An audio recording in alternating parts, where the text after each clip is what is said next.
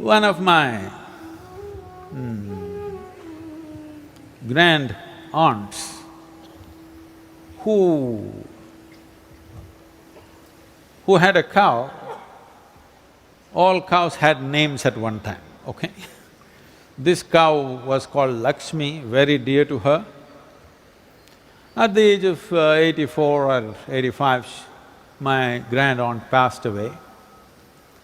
This cow just came and stood in front of the house for about 6 days.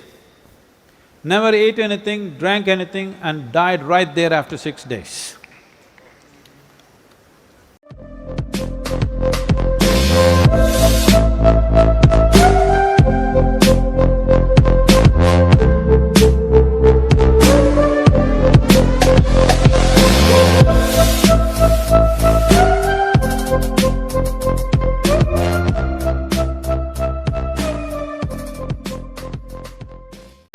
Now,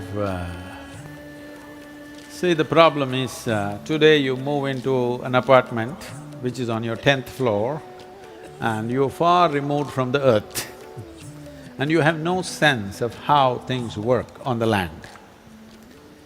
We come from a pastoral culture where our wealth was always measured in terms of how many herds of cattle do you have.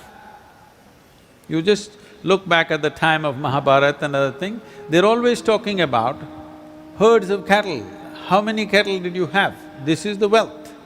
Why this was so is because we are a tropical country and we depend on monsoons. When the rains fail, those who had cows, their children survived. Those who do not have cows, their children died. This is a simple wisdom that we came to. So, an animal which gave us milk, which saved our children's lives, we treated it as sacred to our lives. Not only that, cows did not live in a separate cattle farm somewhere, they lived in our homes along with us. So there was an intimate relationship. So intimate, I must tell you this. One of my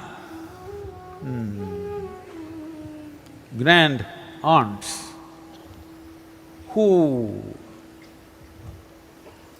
had a cow, all cows had names at one time, okay? This cow was called Lakshmi, very dear to her. At the age of 84 or 85, my grand aunt passed away. This cow just came and stood in front of the house for about 6 days. Never ate anything, drank anything and died right there after 6 days. So that's the level of emotion that a cow is capable of. I have personally seen, when I was growing up, my grandmother always showing a particular cow and keep telling me that you are drinking the milk of this cow, this is your second mother. They were actually openly telling me, suppose your mother dies. I'm just a 2-year-old kid. These are days you never supposed to utter death, the word death, but those days, because mothers could die. So my grandmother tell me, suppose your mother dies, this is your mother. She is the one who is nourishing you. Every day I'm told this. So every day I'm supposed to go and at least touch her and play with her for a few minutes a day. This was a part of our growing up. So naturally there was a huge emotion towards the animal and I have personally seen that if you develop a certain intimacy with a cow, suppose you are going through some grief and some turmoil within yourself, you need not be in the presence of the cow, you are somewhere else. The cow will shed tears for you. So because it has human emotions, we said killing a cow amounts to murder. Eating a cow amounts to cannibalism. This is how it was seen in the past. Well, we can't go back to that time anymore. We will go into the deepest oceans and at the bottom of the ocean, what is there, we'll pick it up and eat it up. We have learned how to exploit everything on the planet, but In an agricultural nation, I want you to understand this. If you don't know this, sir, already, let me tell you this. 25% of India is turning into a desert in the next 10 to 15 years' time. How desertification happens means it's just this. In normal agricultural soil, the minimum organic content that has to be there to call soil soil is 3 to 6%. 3% is the most minimum. But today, in many states like Punjab, Haryana, Marathwada, some parts of Tamil Nadu and Karnataka and Andhra Pradesh, the organic content has gone down to 0.05%. That means in the next 3 to 5 years, this will become sand. If you remove the organic content from the soil, soil will become sand. If your soil becomes sand, then we say your nation is a desert, isn't it? How is this going away?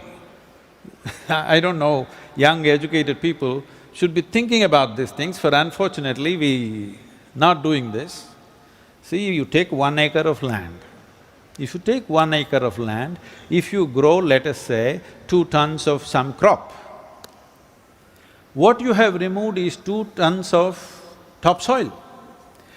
So if you want to put back organic content into the soil, there are only 2 ways: leaves from the trees and animal waste.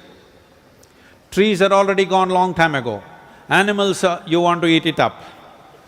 How will you preserve the soil? If our soil turns into a desert, how are people going to live? With 1.3 billion population, very concentrated population, if you do not put the leaves of the tree and the animal waste back into the land, you will finish the nation. A nation which has a 12-month cropping system and which has agricultural history of 8 to 10,000 years, longest agricultural history on the planet. Now if you take away the soil and turn it into sand, is it a great thing? You have to somehow preserve it.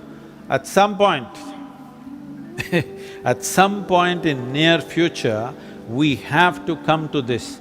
If you have 10 acres of land, you must have this many trees and this many animals. This will become mandatory.